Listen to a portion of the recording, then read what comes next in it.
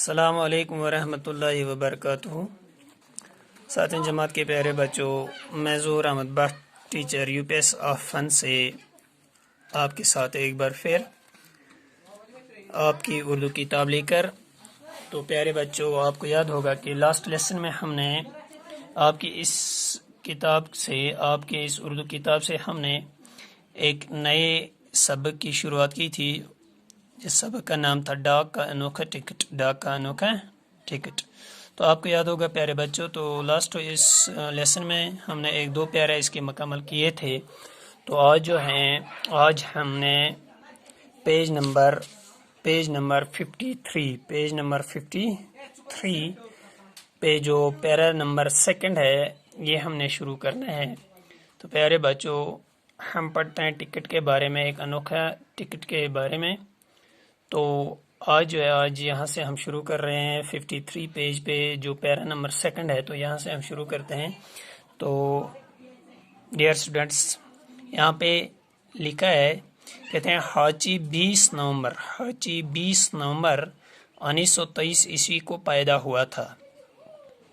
آپ کو یاد ہوگا کہ لاسٹ لیسن میں ہم نے حاجی کے بارے میں تھوڑا بہت پڑھا ہے، یعنی اس کتے کا نام حاجی تھا اور یہ ایک اچھی نسل سے تھا، تو وفادار ہوتی ہے ان کی نسل، جاپان کے اندر ہے یہ۔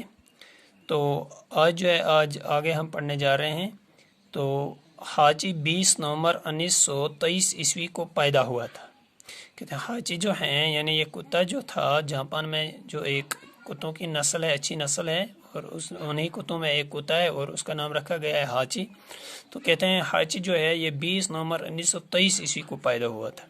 یہ پیدا ہوا تھا کب؟ 20 نومبر 1923 عیسوی کو۔ کہاں؟ جاپان میں۔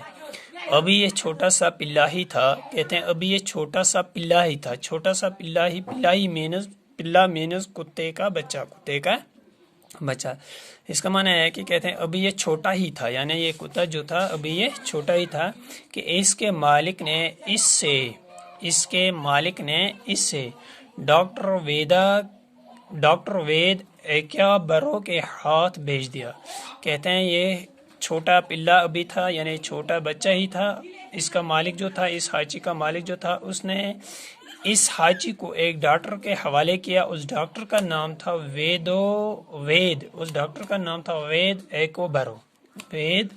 ایکوبر۔ تو کہتے ہیں اس کے حوالے کر دیا اس نے۔ ڈاکٹر برو ٹوکیو یونیورسٹی میں پروفیسر تھے۔ کہتے ہیں یہ ڈاکٹر برو جو تھا یہ یونیورسٹی میں پروفیسر تھا۔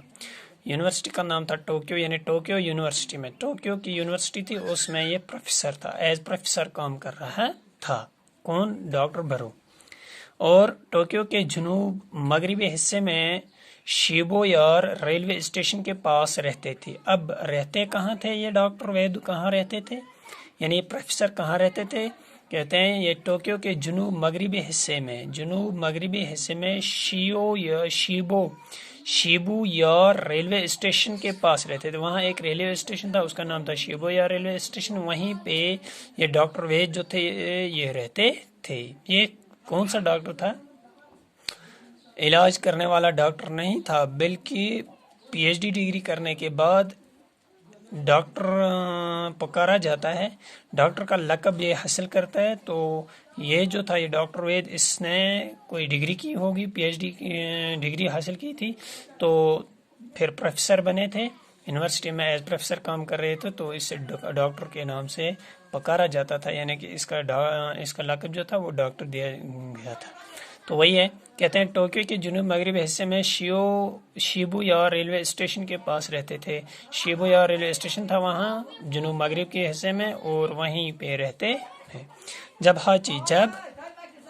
جب حاجی کی عمر 1 سال کی ہو گئی، اب کہتے ہیں جب حاجی کی عمر کتنی ہو گئی؟ 1 سال کی، تو وہ اپنے مالک کے ساتھ ہر روز صبح کو اسٹیشن جاتا ہے۔ 1 سال کے بعد یہ حاجی جو تھا، یہ صبح اپنے یعنی کہ ڈاکٹر وید کے ساتھ صبح گھر سے نکلتا تھا اور ریلوے اسٹیشن تک اس کے ساتھ جاتا تھا۔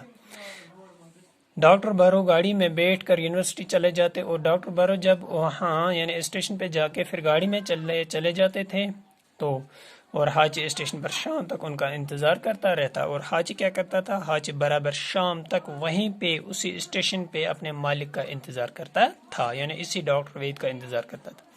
جب شام کو گاڑی آتی، اب جب شام کے وقت گاڑی واپس آتی تو وہ اپنے مالک کا استقبال کرتا، تو اس ٹائم وہ اپنے مالک کے سامنے کھڑا ہو جاتا، استقبال کرتا اور ان کے ساتھ گھر واپس آتا۔ پھر کیا کرتا، واپس آ جاتا، کس کے ساتھ، اپنے مالک کے ساتھ۔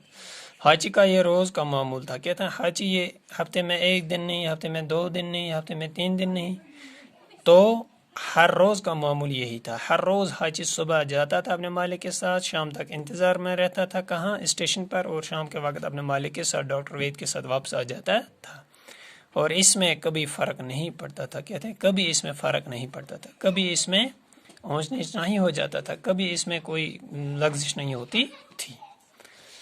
ایک صبح پیارے بچوں، اب اسی پیج پہ جو ہم ایک اور پیرا پڑھنے جا رہے ہیں، کہتے ہیں ایک صبح جب ڈاکٹر برو گاڑی میں بیٹھ کر یونیورسٹی چلے گئے، ایک دن کیا ہوتا ہے، ڈاکٹر وید جو ہے وہ اپنی گاڑی میں چلا جاتا ہے، اسٹیشن پہ جا کے گاڑی پہ چلا جاتا ہے، اور کہاں، یونیورسٹی، تو وہاں ان کی طبیعت خراب ہو گئی، وہاں وہ بیمار پڑ گئی اور انہیں ہسپتال پہنچا دیا گیا۔ وہاں اٹھایا یونیورسٹی سے اپنے ساتھیوں نے اور پہنچایا کہاں، ہاسپٹل، جہاں ان کا انتقال ہو گیا۔ وہاں وہ اس دنیا سے چلا جاتا ہے، اس کا انتقال ہو جاتا ہے، مر جاتا ہے ڈاکٹر وید وہیں پہ ہسپتال میں۔ تو کیا ہوتا ہے، حاجی اپنی عادت کے مطابق اسٹیشن پر بیٹھا رہا۔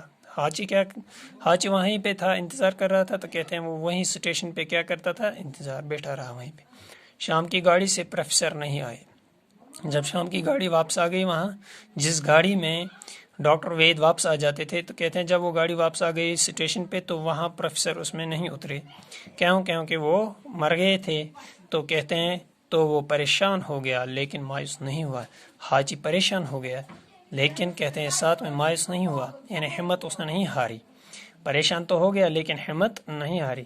وہ اسی طرح روزانہ صبح کے وقت اسٹیشن آتا اور شام کی گاڑی کے وقت تک بیٹھا انتظار کرتا رہتا اور پھر منہ لٹکائے واپس آ جاتا۔ اب کیا کیا، کہتے ہیں وہ اسی طرح روزانہ صبح کے وقت، کہتے ہیں جیسا وہ اس سے پہلے صبح اپنے مالک کے ساتھ جاتا تھا اسٹیشن پہ، اب وہ اس کے بعد بھی، یعنی مالک کے مرنے کے بعد بھی، ڈاکٹر وید کے مرنے کے بعد بھی، وہ صبح اپنے گھر سے نکلتا ہے حاجی اور اسٹیشن جاتا ہے اور شام تک وہیں پہ انتظار کرتا ہے، اور شام کے وقت جب وہ گاڑی واپس آ جاتی ہے جس گاڑی میں وہ آتے تھے، کہتے ہیں اس کے بعد پھر وہ اٹھ جاتا تھا وہاں حاجی اور پھر سے واپس آ جاتا تھا۔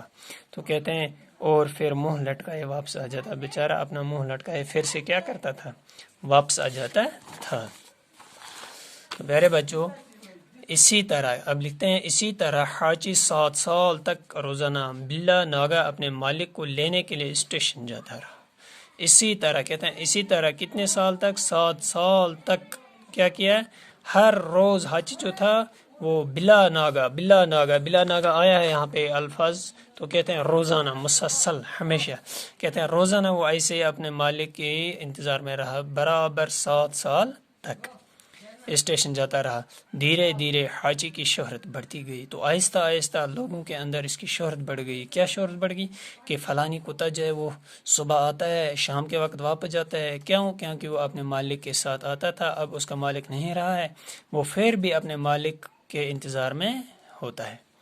ایک دن ایک اخبار کے نمائندے نے حاجی کے بارے میں پوری معلومات حاصل کی، تو کہتے ہیں ایک اخبار والے نے کیا کیا، ایک دن حاجی کے بارے میں پوری معلومات حاصل کی، تو پھر اخبار میں ایک مضمون چھپایا، ٹھیک ہے نا، تو پریس رپورٹر جسے ہم کہتے ہیں، تو وہی ہے اخبار والے نے، نمائندے نے، تو کہتے ہیں اس نے اپنے اخبار میں ایک مفصل مضمون لکھا۔ کس نے لکھا، اخبار نمائندہ جو ہوتا ہے، یعنی کہ پریس رپورٹر جو ہوتا ہے، اس نے کیا کیا، ایک مضمون لکھا، پورا مضمون لکھا، کس کے بارے میں، حاجی کے بارے میں، یہ پوری ڈیٹیل لکھی ہے، کس میں، ایک پیپر میں، ایک اخبار میں، اور اس کا کیا تھا، جو اس نے پیپر میں لکھا ہے اس پہ ہیڈنگز ہوتی ہیں جسے ہم کہتے ہیں سرخیاں، تو کیا کہتے ہیں، مضمون کی سرخی تھی، یعنی کہ اس پیپر میں جب اس نے ڈیٹیل لکھی ہے حاجی کی، تو اس کی سرخی کیا بنائی تھی، کہتے ہیں سرخی تھی 7 سال تک مالک کا انتظار، 7 سال تک مالک کا انتظار، یہ تھی سرخی کس کی،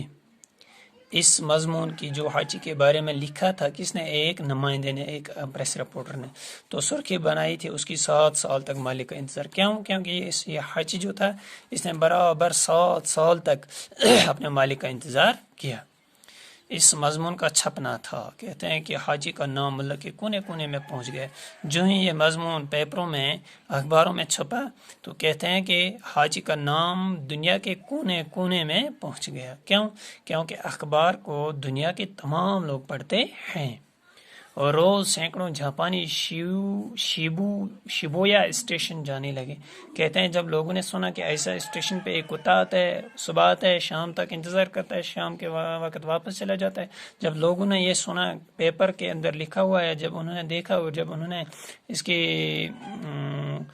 چھان بین کی تو کیا کیا لوگوں نے؟